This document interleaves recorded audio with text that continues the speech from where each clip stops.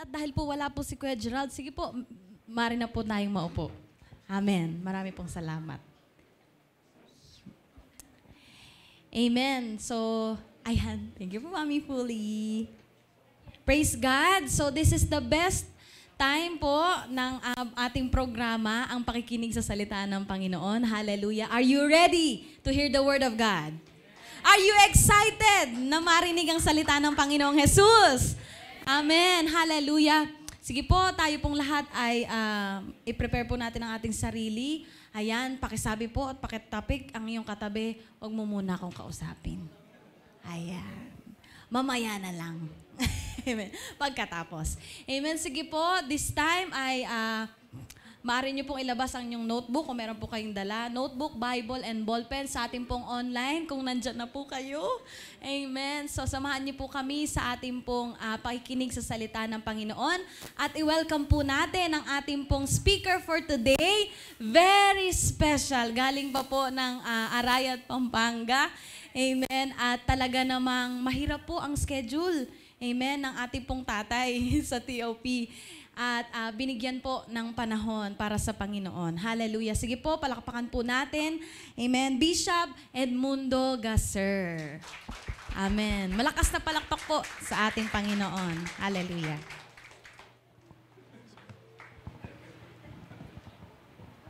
Sound check. Masyado tayong malakas.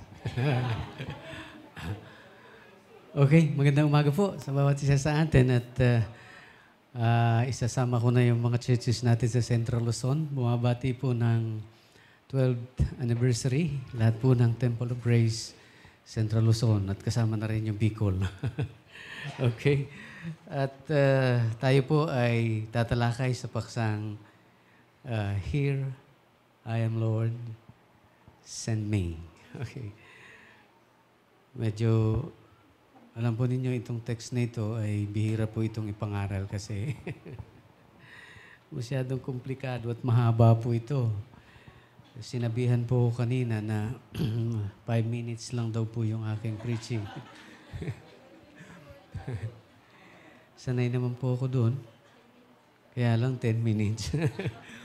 Okay? So, Isaiah chapter 6 verse 8, sa New International Version, sabi po rito, Then I heard the voice from the Lord saying, Whom shall I send? Who will go for us? And I said, Here am I, send me. Pagpalain po ng Panginoon ang mga salitang ito at hindi ko na po papatungan yung mga prayer kanina. Ang background po, alam po ninyo, ito po kasing verse na ito, pagka hindi po natin tinalakay yung konteksto nito, hindi natin maintindihan, ano po, yung talagang sitwasyon. Kaya kailangan po nating talakayin yung chapter before, chapter 6, and the chapter after chapter 6. Kaya mahaba po. Pero shortcut po natin. Ang background history po nito ay ang chapter 5, from verse 1 to 4. Ito pong mga verses na ito ay chapter 5, from verse 1 to 4, ito po yung ikinikwento ng Diyos. Isa-summarize na lang po natin ito. May ikwento ang Panginoon na meron daw, sabi niya, ang tawag niya nga dito is sinta sa Tagalog.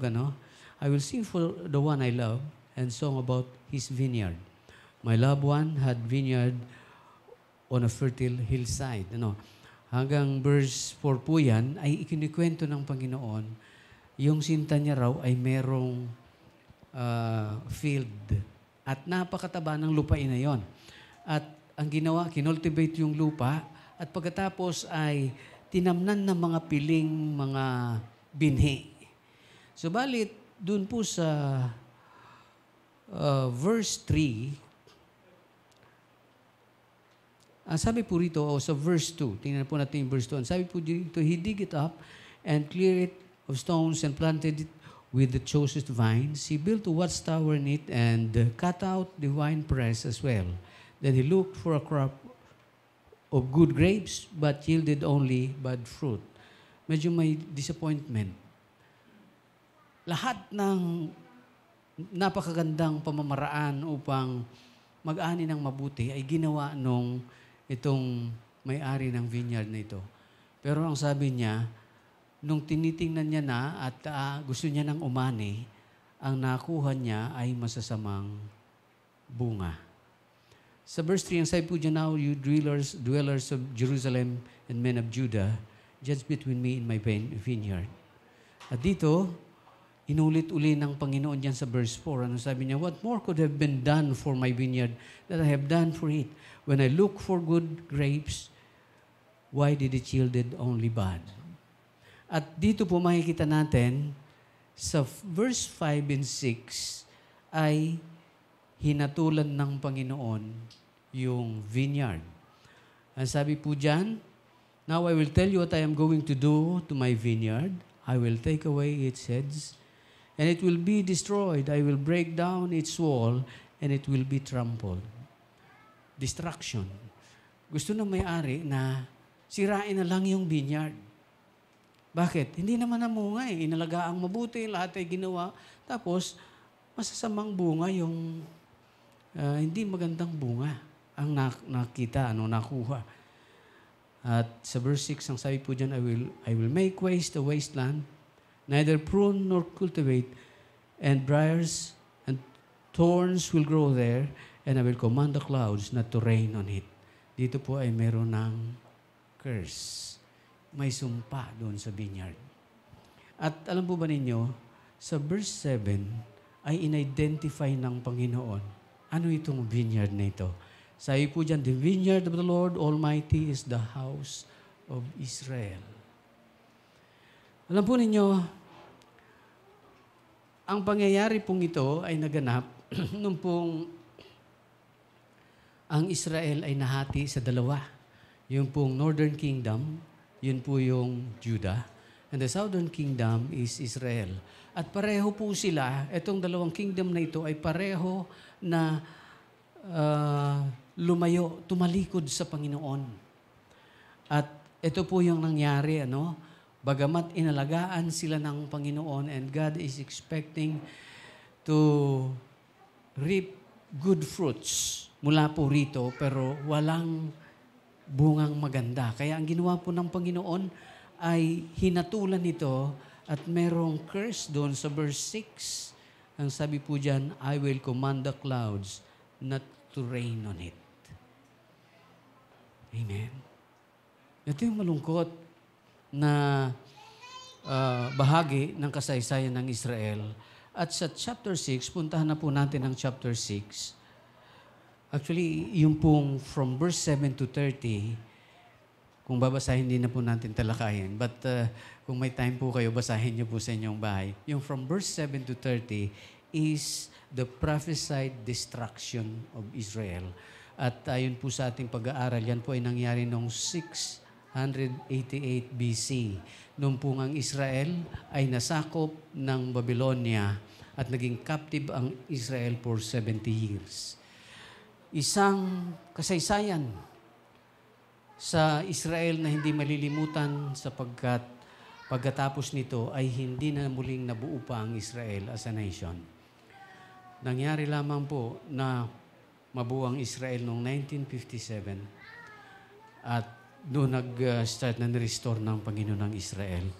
Subalit, isang nakakalungkot na kasaysayan ng isang bansa na tinawag ng Diyos na kanyang bayan ay tumalikod sa kanya at hinatulan. Dito po nagkaroon, after the proclamation ng judgment, ay naglagay pa rin ng Diyos ng isang pag-asa, huling pag-asa sana. At yan po ang ating teksto doon sa chapter 6, verse 8. Ang sabi po dyan, simulan po natin sa verse 1. Sa verse 1 ng chapter 6, makikita po natin yung vision na ang Diyos ay nakaupo sa trono at dito po ay ipinahayag ng Diyos na ang Diyos na banal ay hindi nagbibiro. Amen po ba? Maging sa bagong tipan, sa ilalim ng biyaya ng Diyos ay pinanatili ng Panginoon yung integridad ng kanyang kabanalan. Kasi may mga umiikot ngayon na groups, yun pong, ewan ko kung familiar kayo, yung grace movement. Hallelujah. One day siguro mamimit nyo sila.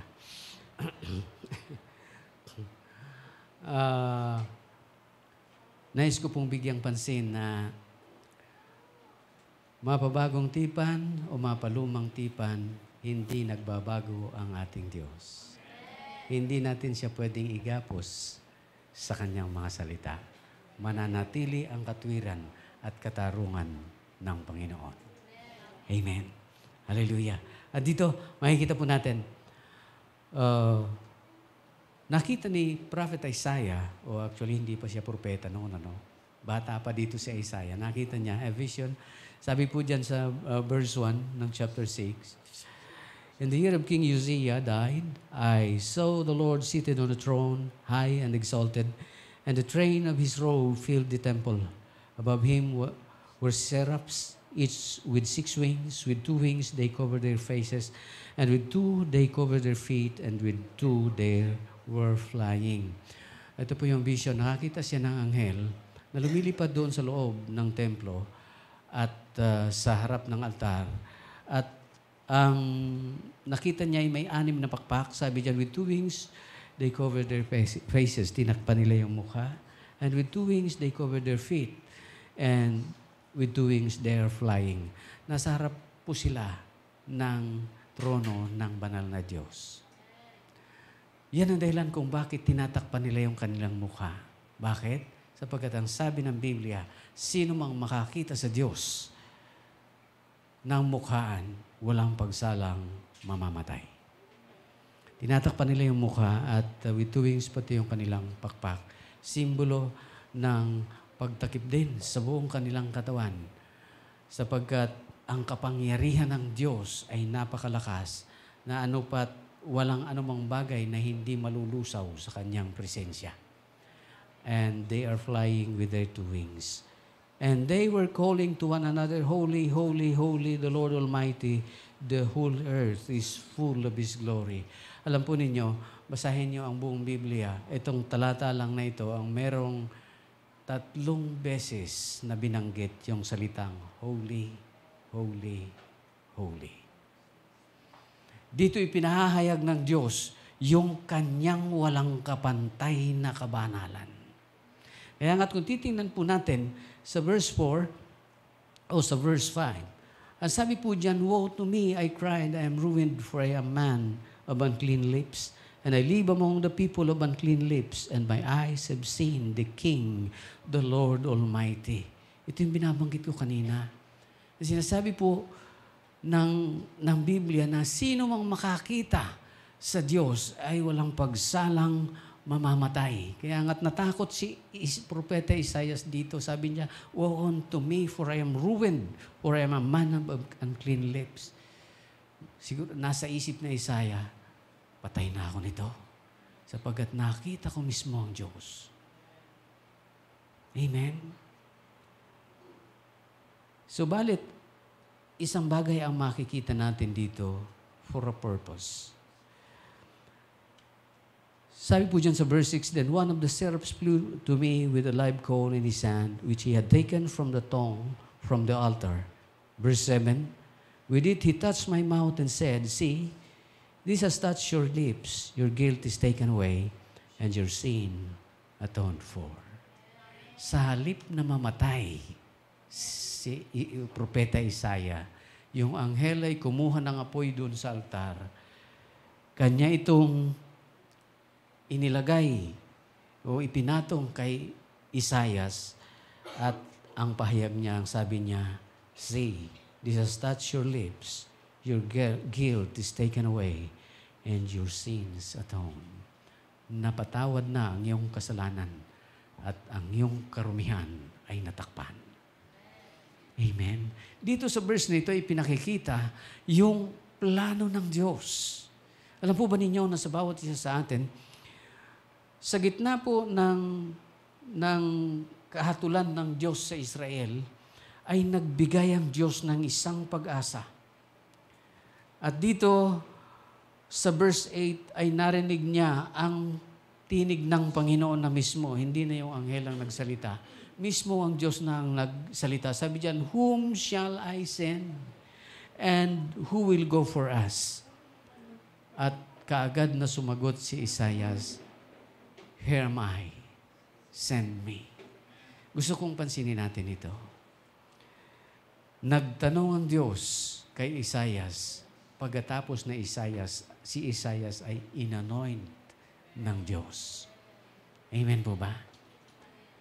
Nandun mo na yung anointing, pinahiran mo na siya ng Santong Espiritu, napatawad ang kasalanan, tinakpan ang karumihan, at nagtanong ang Diyos, sino ang aking isusugo?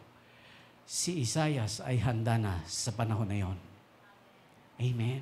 Readily, he answered back to God. Ang sabi niya, here am I, send me. Amen. Hallelujah. Alam po ninyo, ang tawag ng Diyos ay hindi natin pwedeng takasan. Amen po ba? Marami nang tumakas, hindi nagawa. Maraming nagbalak tumakas, hindi. O sila'y nabigaw. Amen po ba? Sino kaya tinatawag dito ng Panginoon? Hallelujah. Alam po ninyo, nung aming panahon, kaya ko po sinasabing nung aming panahon dahil medyo malayo ang agwat natin. nung dekada 80 pa ako eh. So, nung dekada 80, walang gustong magpastor. Takot ang mga Kristiyanong magpastor. Yun yung panahon ng matinding kahirapan. At yun yung panahon na kapag nagpapastor, ang mga magulang nagagalit. Bakit? Kasi ang karamihang pastor, nagugutom. Amen? At naranasan po namin yan. Hallelujah. Pero alam po ba ninyo, walang pinakamagandang bagay na maaaring mangyari sa atin kung di yung sundin ang kalooban ng Diyos. Amen po ba? Kami po ay dayo rin, katulad ni na Pastora Prime. Ako po ay Bicolano. Si Mrs. ay taga-Tagaytay. Taga rito yan. Okay. Pero napunta kami ng Pampanga. Sa Pampanga, wala kami kamag-anak. Wala nga akong apelyedong Gaserdo. Nag-iisa ako sa Pampanga. Pero hindi po nagkulang ang Diyos. At mula po doon sa maliit na pagsisimula ng gawain doon, 35 years na. Next year, ang Temple of Praise. Meron na po tayong 17 churches sa buong Luzon. Hallelujah. Isang bagay na nais po natin ipagpasalamat sa Diyos. Subalit, hindi ganun kadali kung isipin natin ng 17 churches na yan. Kung i-compare po natin dito sa ating mga kamanggagawa, napakabagal natin. Amen? Meron po tayong mga napakalalaking churches dito na sa loob lamang ng 10 taon nagkaroon ng mga churches sa buong Pilipinas. Pero alam po ninyo, ang tawag ng Diyos ay hindi paramihan. Amen. Ang tawag po ng Diyos ay ayon sa ating kakayahan. Alam po natin yung parable of the talents. Amen. Yung parable of the talents ay may binigyan ng 2,000, 5,000 at 10,000. Ang ibig sabihin po, ang Diyos ay nagbibigay ng sa atin na ipinagkakatiwala ng ministeryo ayon sa sukat ng ating kakayanan. Ang sukatan ng Panginoon ay hindi ang dami, kundi ang katapatan. Amen? Pagharap natin doon, ang marinig natin ay, well done, my faithful servant. Amen po ba? Maging tapat tayo sa kung saan tayo tinawag ng Diyos. Now, tingnan po natin, nung nagtanong ang Panginoon, sabi niya, who will go for us? Sabi ni Prophet Isaiah ay, here am I, send me. Ready na si Isaiah. Ang pagiging ready ay ito, nagsisimula sa puso. Amen? Kung ang puso natin ay sinet na natin sa Diyos, sumunod sa Kanya sa anumang paraan. At buong buhay, alam po ninyo, ang pagsunod sa Panginoon, hindi pwede yung 99% na pagsunod. Kailangan 100%. Amen po ba? Bakit? Sapagkat buhay. Ang sabi ng Panginoon sa Luke chapter 9 verse 23, if anyone would come after me, let him deny himself, take up his cross daily, and follow me. Buhay ito. Unahin natin maglingkod sa Diyos, ibigay natin ang buong buo. Amen po ba? Ang pagsunod sa Panginoon, hindi po yung pag nahirapan tayo atras. Hindi tayo magtatagumpay. Amen po ba? Nung ako po sumunod sa Panginoon, yun po yung time. That was 1983. Nung nagpasya ako maglingkod sa Diyos. Diretso po ako sa Maynila. At ito po si Sister Linda, kasama ka na po namin yan noong 1983. Mga bagets pa kami noon. Ang unang ministeryo ko po sa pangangaral ay doon sa Isla Puting Bato, sa Tondo. Nagtumagal po ako ng mga 6 months. And after 1 year, nai-assign na po ako sa mga probinsya. Yan po ang tawag po ng ministry namin noon ay Provincial Outreach. Yun po yung missions namin. Yan po yung time na kasagsagan ng kaguluhan sa Pilipinas. Pagdating ko sa Arayat, 2 days after ng pagdating ko, may enkwentro doon at napakaraming namatay. 2 po kami. Pagkalipas ng 1 buwan, sabi sa akin nung kasama ko, Brad, balik na ako sa Maynila. May iwanan na kita rito. Alam po ninyo, iniisip ko, Lord, di naman ganun usapan namin. Wala naman akong kakilala doon. Nag-start pa lang kami sa ministry. 2 ang kinatatakutan ko doon. Pwedeng ako ay mapagkamalan dahil ako ay Tagalog. Ay kapangpangan ng salita doon. O kaya naman, mamatay sa gutom. Bakit? Wala naman ako kilala doon. Sino malalapitan ko? Pero ang Diyos ay tapat. Amen? Nag-provide siya ng isang pamilya doon na sila yung nag-offer sa akin, Pastor, kung wala kayong matuluyan dito sa amin, nag-aalangan naman ako. Ang offer sa akin, matutuluyan lang. Hindi po ba? Ibig sabihin, paano kaya ako nito? May matutulugan na pero walang pagkain. Pero alam po ninyo, ang Diyos ay nag-provide pa rin. Yung pamilyang yon, yun yung pinakamahirap sa lugar na yon. Balo po, yung nanay. Pinakamahirap. Pero alam po ninyo, sabi niya, Pastor, ito lang masasabi ko sa iyo. Kung anong kakainin namin, kakainin mo. Sabi ko, ay salamat. Pag nagtatanong, kinakain mo ba ito? Oh, wala akong hindi kinakain. Kapag nyo, kakainin ko. After 3 years, na-establish ang church. Amen? Nakaya po akong suportahan ng church. At tuloy-tuloy ang paglago. Alam po ninyo noon, ang aking inaalala ay, ano kayang kakainin ko? Ngayon, hindi na ganon. Baliktad na. Sana wala na magdala ng pagkain, baka masayang. Amen. Hallelujah. Ang Diyos ay nagpapala. So, barit ito ang gusto ko pong bigyang pansin sa bawat isa sa atin. Napunta tayo doon, Hindi kasama sa outline yun. Ito pong prophecy nito, yung sinasabi po dyan ng Panginoon na dito sa chapter 6,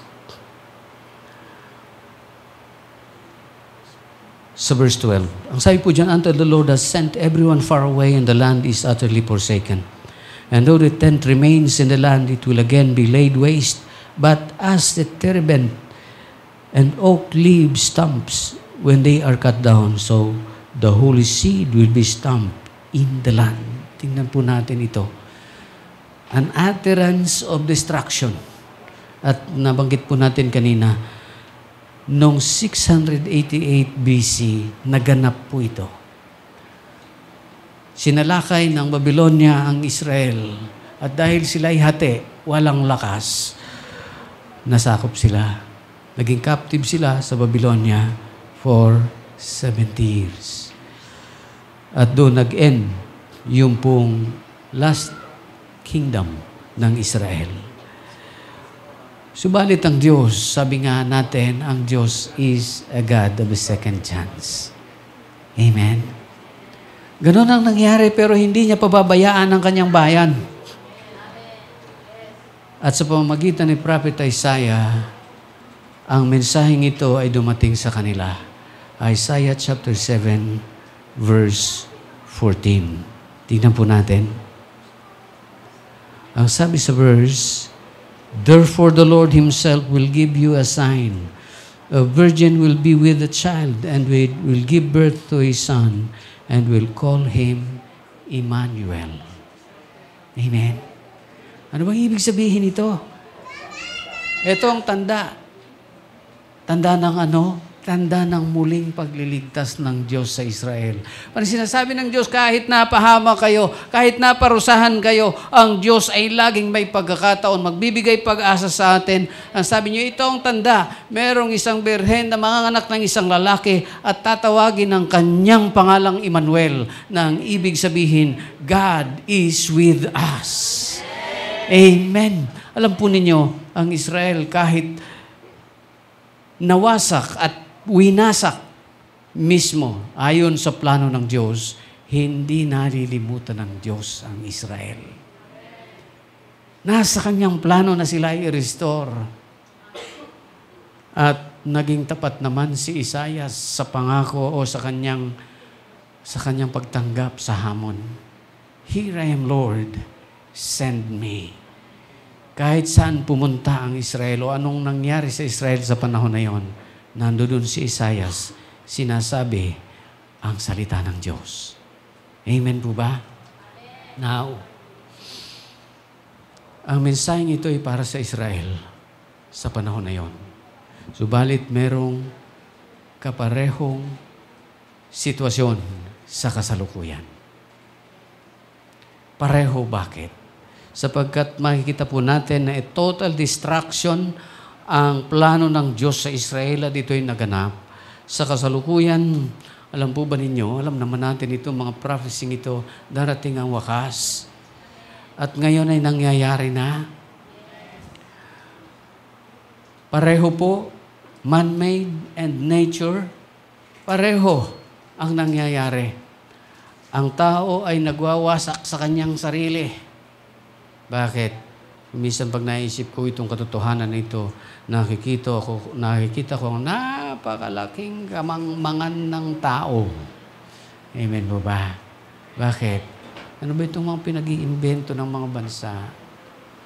Ang pinakamalakas itong mga nuclear weapons na ito, inimbento nila para saan? Para kanino? Para sa sangkatauhan. Amen po ba? Umimbento ng mga armas para wasakin ang sarili. Ito ang dahilan kung bakit ang Diyos ay nagpahayag ng pagkawasak sa panahon ng Israel. At sa ating kapanahunan, tumatawag ang Diyos ng mga taong tutugon. Laging may pag-asa sa Diyos, subalit katulad sa panahon ng Israel na plinano ng Diyos na wasakin ng Israel, subalit nagbigay ng pagkakataon, tumawag ng isang mensahero. At yan ay si Prophet Isaiah. Sa ating panahon ay kailangan nating makita ang katotohanan ito. Ang salita ng Diyos ay kailangang may pahayag sa lahat ng dako. Amen? Hallelujah. Kung titingnan po natin sa chapter 10 ng verse 6, makikita natin dito ang isang pag-asa. O chapter 6, verse 10. Baliktad po. Ang sabi po dyan, make the heart of this people calloused, make their ears dull and close their eyes, otherwise they might see with their eyes and hear with their ears, understand with their hearts, and turn and be healed. Dito makikita po natin, nagpapahayag ang Diyos dito. Ang sabi po ng Panginoon, Isaran nyo patigasin nyo yung kanilang mga puso. At yung kanilang mata, isaran nyo. Sapagkat baka makakita sila at makarinig magsisi at gumaling. Ang ibig sabihin, may pag-asa. Kung magsisisi, kung magbabalik loob sa Diyos, may pag-asa. Ganyan din ang sitwasyon natin ngayon. Tingnan natin ang mga pangyayari. Ito lang mga nakaraan. Ang pinakauna ay yung wildfire doon sa Hawaii. May mga Pilipino pang namatay doon. Sumunod po yung lindol sa Morocco. Libo-libo ang namatay.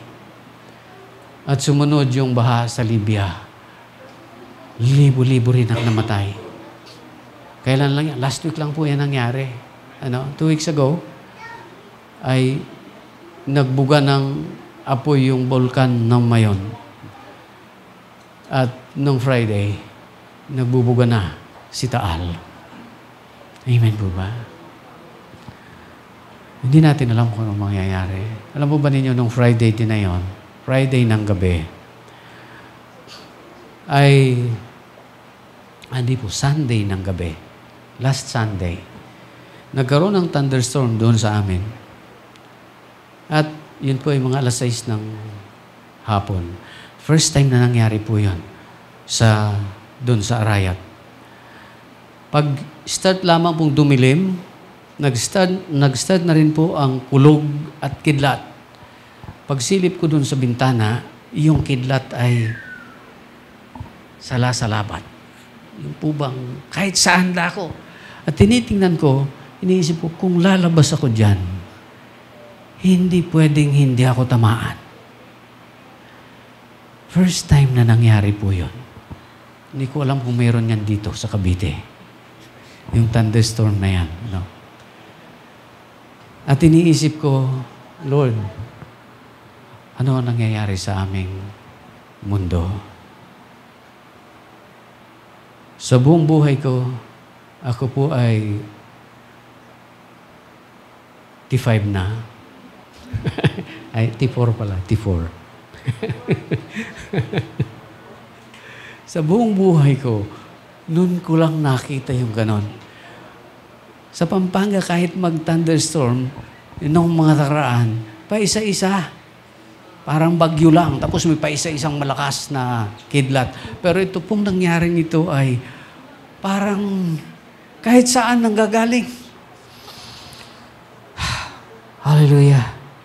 Isang bagay na dapat na nating tandaan. Alam po ba ninyo na ang tawag dito ng mundo ay the effect of climate change? Amen po ba? And literally, totoo po yun. Epekto ng climate change. Pero tingnan natin sa spiritual side, ito po ay bunga ng kasalanan ng tao sa Diyos at ang pag-aabuso sa kalikasan. Hindi magkakaganyan kung hindi inabuso ang kalikasan natin. 2016, nung napunta po ako sa Surigao del Norte, may isang church doon na nag-invite sa amin sa isang youth camp. At kabundukan po yung lugar. Gabi kami nagbiyahe, pagaling po doon sa hotel na aming tinuluyan. At habang kami nagbabiyahe, nakikita ko doon sa tuktok ng bundok ay may mga ilaw. Sabi ko, wow, meron yatang mga barangay sa ibabaw. Tinanong ko yung pastor na kasama ko, Pastor, meron bang mga, ano yung mga ilaw na yan? Mga village ba yan? Sabi, hindi ho, Pastor. Mga minahan yan. At nung umaga, nung hapon ng kinaumagahan, bumalik kami doon sa hotel, nakita ko yung kabundukan. Hallelujah. Hinukay na nila ng hinukay, meron yung kalahati na lang yung bundok. At yung mga tulay na aming dinadaanan, hindi ho tubig ang nasa ilalim. Buhangin at graba. Walang tubig. Sabi ko, ba't nagkaganyan ang mga ilog nyo rito? Sabi niya, yan, yung mga minahan na yan ang may dahilan dyan eh. Yung mga graba na mga bato na kanilang pinagminahan, pag umuulan, umaagos dito. Tumaas, nawala yung tubig, graba na yung laman. Alam po ninyo, ito nakakalungkot. Pero hindi na natin maiwasan ang katotohanan. Ang pagbabago ng klima na dulot ng climate change ay maaring siya ang tutupad sa huling propesiya sa Biblia. Darating yung araw, gugunawin ng Diyos ang mundong ito. Hindi natin maiiwasan. Amen po ba? Pero alam po ninyo, ang isang napakalaking pag-asa ito. Ang mensahe ng Diyos doon sa binasa nating talata sa Isaiah chapter 7 verse 14 ay mahalaga. Ang Panginoon ay sinugo niya. Ito po propesiya pa lang dito pero natupad na ito. Pinanganak na ang ating Panginoong Jesucristo. At sa pamamagitan nito, kasama na natin ang Diyos sapagkat yung pangalang yan, ibig sabihin ay God is with us. Amen. Sabi ni Paul sa Romans chapter 8, hindi ako masyado na, verse 32 o verse 28, sabi ng ni Paul, if God is for us, who can be against us? Amen. Siguro tuwang-tuwa ang diablo dahil maaaring mukhang nagtatagumpay siya. Pero hindi po ang mundong ito ang malasakit ng Diyos. Yung mga kaluluwa natin ang malasakit ng Diyos. Amen. Now, balikan natin ang ating teksto. Sabi po dyan, sino ang aming isusugo? Sino ang hahayo para sa amin? Ano ang sagot natin? Amen. Here am I, Lord. Send them. Or here I am, Lord. Send me. Hindi madali. Doon sa gustong tumugon, nais kong bigyang pansin ito. Hindi madali. Amen. Kailangan mong tanggihan ang lahat ng bagay sa iyong sarili. Kung may sarili kang plano, kalimutan mo. Amen. Magmi-mission kayo, may plano kayong sarili, kalimutan nyo. Hindi kayo magtatagumpay kung dalan nyo ang sarili nyong plano. Dalhin nyo ang plano ng Diyos. Amen. Kahit saan, kahit mga hulugan ng buhay natin, no problem. Amen. Ang aming prinsipyo ng araw ay, ano kung mamatay? Di ilibing. Amen po ba? Ang importante, natupad namin ang ipinagagawa ng Diyos sa amin. Nakuha po ba natin? Pero hindi kami hinayaan Diyos na mamatay. Amen po ba? At nakita ko kung paano habang tinutupad ng Panginoon ang plano niya at yung pong humahayo upang tuparin ang gustong ipagawa ng Panginoon. Bawat hakbang ng pananampalataya ay pinagpapala ng Diyos. Amen?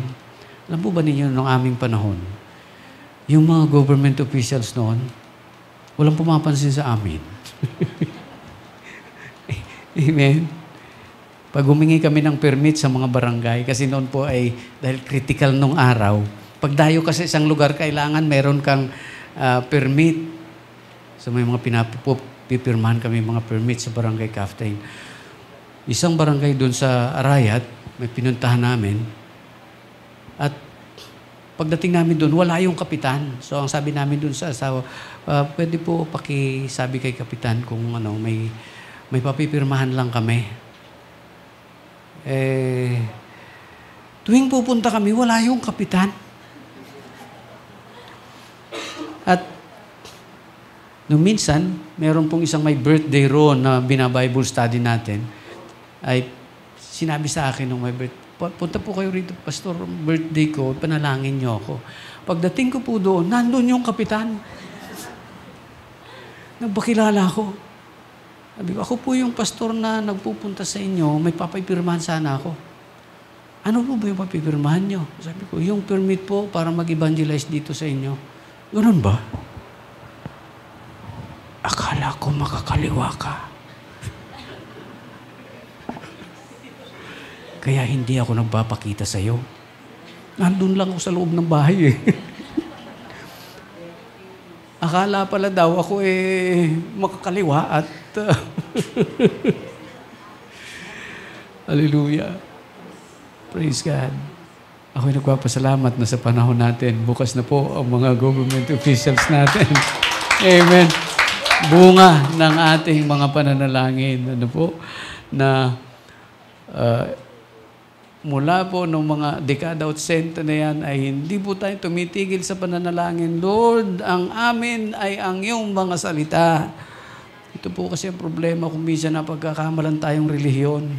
Bagong relihiyon na naman. Bagong sekta na naman. Hindi po.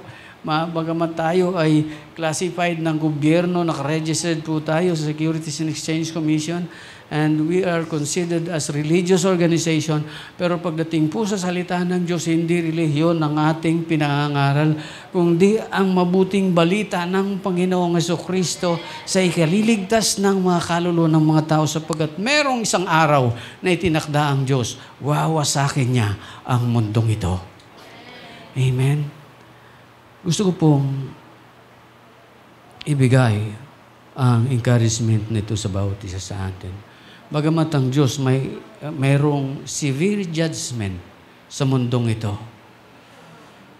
Pero gusto ko pong bigyang pansin, ang Diyos ay mahabaging Diyos. Ang Diyos ay mabiyayang Diyos. Sabi ni Paul kay Timothy, hindi niya ibig na mayroong mapahamak na isa man. Yan ang dahilan kung bakit nangako ang Panginoong babalik, pero hanggang ngayon hindi bumabalik. Bakit? Nagbibigay siya ng pagkakataon sa marami. At kailangan po natin na tumugon sa tawag ng Panginoon. Amen.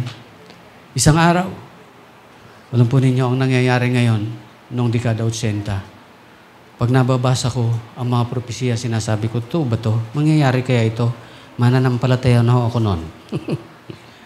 Totoo kaya ito? Mangyayari kaya ito? Ngayon, nangyayari mismo sa ating panahon. Maaaring siguro isipin natin, totoo ba yung sinasabi ng pastor na yan? Isang araw, makikita natin mismo ng ating mga mata kung ano ang sinasabi ng Biblia. Kailangan po tayong maghanda. At ang paghanda ay ang simpleng pananampalataya at pagtugon sa Diyos. Kung tayo po ay mga mananampalataya, nananawagan ng Diyos sa atin. Hindi mo kailangan pumunta sa dalhin ka ng Diyos sa ibang lugar, sa ibang bansa. Kung maghihintay ka, maraming mamamatay, hindi makakakilala.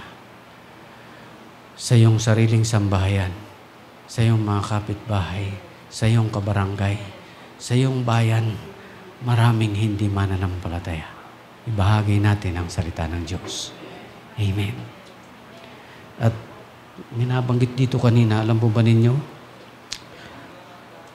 Pag nanonood po ako ng balita, lalo na doon sa mga appropriations sa barangay o sa mga bayan, sa lugar, ang laki ng ginagastos ng gobyerno doon sa programang anti-criminality campaign.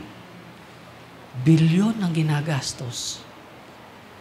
Kung sana ang lahat ay sasampalataya sa Panginoong Jesucristo. Kalimutan mo na ang relihiyon. Kahit anong relihiyon mo, importante sumampalataya ka sa Panginoon. Amen. Sapagkat nakita natin at naranasan na yung mga dating mga pasaway sa lipunan nung kumilala sa Panginoong Jesucristo, lumayo sa kasamaan. Di po ba?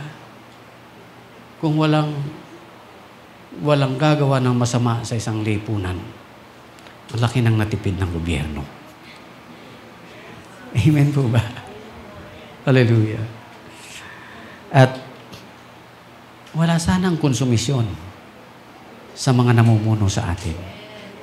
Lahat sana laging nakangiti. Pagising mo sa umaga, walang pupunta sa barangay at magsasabi, ninakawan si ganito, hinold up si ganito. Amen po ba? Hallelujah.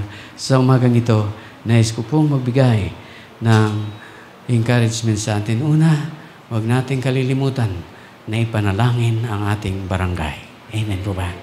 Sabi dyan, pray for all nations. So, bago yung nations na yan, yung barangay muna. Pag-pray muna natin yung barangay. Amen po ba? Yung bayan natin. Ang probinsya natin. Ang bansang Pilipinas. Pag natapos na natin ang Pilipinas, saka tayo lalabas. Amen po ba? Hallelujah. At makikita natin, magsisimulang kumilos ang Diyos. Actually, kumikilos na ang Panginoon. Subalit, kailangan pa natin natapusin ang tawag ng Diyos sa atin. Gusto ko pong tayong lahat ay tumayo. Sa umagang ito, nais ko pong unay manalangin. Sa bawat isa, nais ko po na manalangin ng isang gabay panalangin. Kung hindi mo pa naranasang tanggapin ang ating Panginoong Kristo at buksan ang iyong puso, mangyaring sundan mo ang panalangin ito. Sabihin mo, Panginoon, marami pong salamat sa iyong mga salita na aking narinig. Binubuksan ko ang aking puso. Ako'y sumasampalataya sa iyo na ikaw ay namatay para sa akin. Nabuhay na magali upang bigyan ako ng katiyakan sa buhay na walang hanggan. Tumahan ka sa akin. Mula sa araw na ito, ikaw ang aking Panginoon at Diyos ng aking buhay. Paglilingkuran kita, luluwalatin ko ang iyong pangalan at sa iyong muling pagbabalik, ako'y may katiyakan na sasama sa iyo sa buhay na walang hanggan. Salamat, Panginoon, sa pangalan ng Panginoong Hesus. Ako na lamang po mananalangin. Dakilang Diyos, sa umagang ito, kami po ay patuloy dumudulog sa iyo at inihiling po namin, Panginoon, na patuloy kang tumawag ng iyong mga lingkod. Mga lingkod, Panginoon, na susuko ng buong buhay sa iyo. Kalilimutan ang sarili, Panginoon. Papasanin ang aming mga krus araw-araw at susunod sa iyo. At ang aming dalangin, Panginoon, saan mo man kami dalhin, dakilang Diyos, hindi magbabago ang commitment na ito. Ipangangaral namin ang mabuting balita sa pangalan ng Panginoong Hesus. Maraming pong salamat. Pinupuri ka po namin, nadakila ka po namin, Panginoon, at ibinabalik po namin sa inyo ang lahat ng kapurihan, pasasalamat sa iyo lamang, Panginoon, sa pangalan ng Panginoong Hesus. Amen. Amen. Magandang umaga at ang pagpapala po ng Diyos ay sumagana sa ating lahat.